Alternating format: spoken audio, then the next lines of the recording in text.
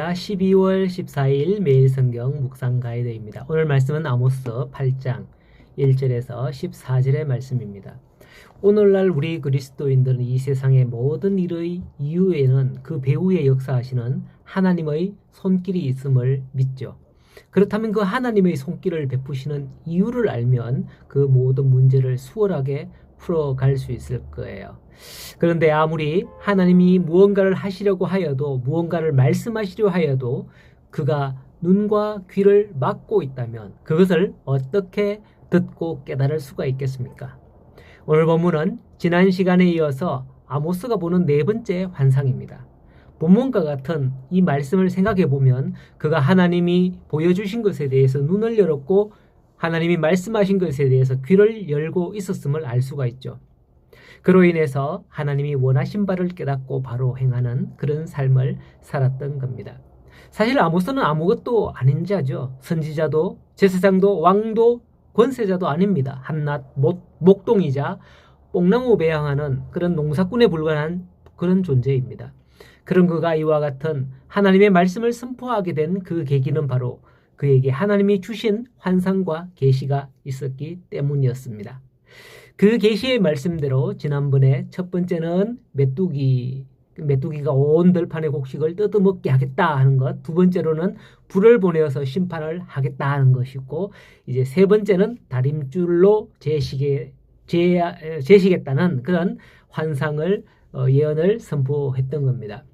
그런데 그 예언으로 말미암아 발끈 한 자가 있었습니다. 아마샤 제사장이었죠.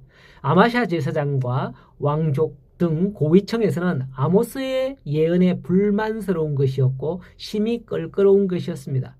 이에 대해서 다시금 하나님은 네 번째 환상을 주시는데 그게 바로 오늘 본문의 여름 과일 한 광주리 환상입니다.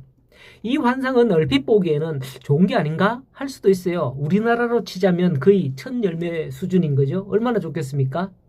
하지만 이 여름 과일 한 광주리 환상은 그것과는 정반대되는 의미를 가지고 있습니다. 아모스가 본 여름 실과 과일의 한 광주리 환상은 좋은 의미로 보여주신 게 아닌 게 분명하거든요. 그래서 어떤 분들은 나름대로 해석을 합니다. 여름 실과는 쉬 물러지고 저장도 안 되고 신맛도 많이 나기 때문에 먹기에 좋지 않는다 라는 걸 의미한다 라고 그렇게 해석을 하기도 하지만 이건 올바른 해석은 아니에요. 아모스가 본 여름 실과 이 과실의 환상은 그 심판의 시기가 임박하였음을 알려주는 때인 거죠.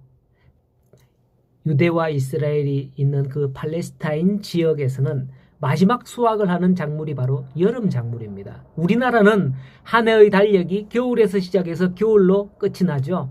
하지만 유대 달력은 우리나라와 6개월의 차이가 있기 때문에 여름에 시작해서 여름으로 끝나는 거예요. 그렇기 때문에 하나님께서 여름실과 환상을 보이신 것은 마지막 때라는 의미가 담긴 겁니다.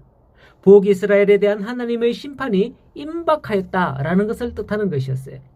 특별히 여름 실과가 수확되어 이미 광주리에 담겨 있다라는 것은 북이스라엘에 대한 하나님의 심판이 더 이상 돌이킬 수 없다라는 것을 의미하는 거죠.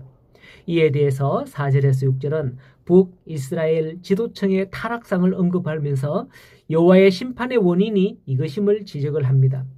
가난하고 힘없는 자들에 대한 압제, 현세적이고 물질적인 자들의 탐욕은 하나님께 감사해야 할 그 절기조차도 귀찮아하면서 그 짓으로 부당 이득을 만들고 가난한 자를 노예로 삼는 등 죄목은 당시 북이스라엘의 지배층이 얼마나 종교적으로나 도덕적으로 심각한 상태에 있는지를 잘 나타내주고 있는 것이죠.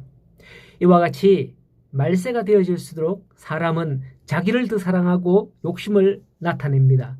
하나님을 섬기는 듯 하지만은 결국 그 모든 것은 자기 욕심을 채우기 위한 방편으로 삼는다는 거죠.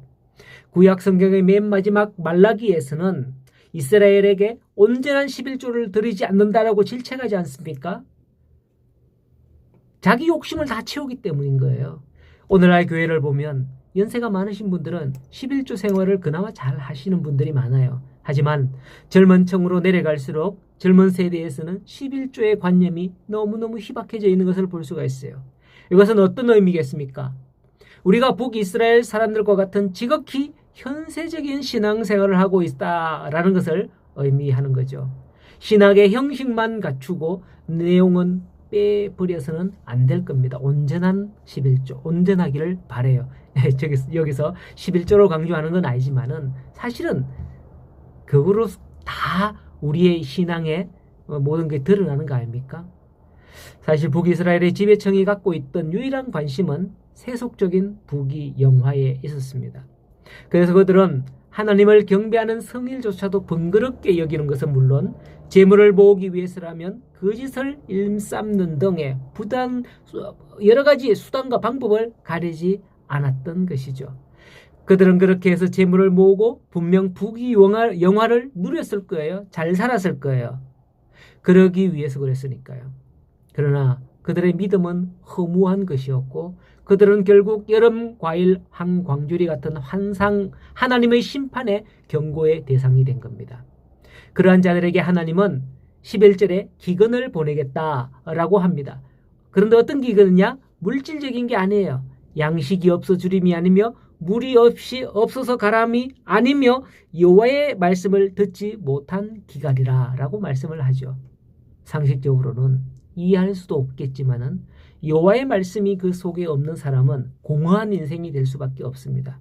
그들에게 가장 큰 저주는 12절에 여호와의 말씀을 구하려고 이 바다에서 저 바다로 북쪽에서 동쪽으로 비틀거리며 다녀도 여호와의 말씀을 얻지 못할 기갈이라 라고 말씀하죠. 하나님은 분명히 말씀하셨습니다.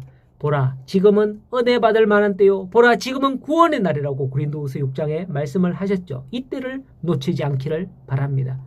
로마서 10장 8절에서 10절의 말씀에 보면 이 말씀이 내게 가까우며 내 입에 있고 내 마음에 있느니라 신명기의 말씀을 언급해서 말씀을 하죠.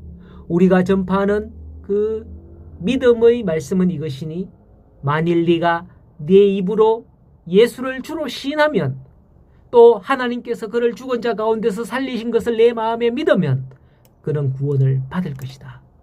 사람이 마음으로 믿어 의에 이르고 입으로 시인하여 구원에 이른다 라고 로마서 10장의 신명기의 말씀을 인용해서 말씀을 하고 있습니다. 이 종말의 때에 예수님만이 우리의 구원자이심을 믿고 오늘도 그분의 말씀이 우리 안에 함께 있음을 믿고 말씀과 함께 나아갈 때에 오늘 우리에게 정말 이 종말의 때에 심판이 아니라 하나님께서 예비하신 그 축복이 여러분과 함께 하기를 소원합니다. 오늘 말씀과 함께하는 삶을 살아가기를 간절히 소원합니다.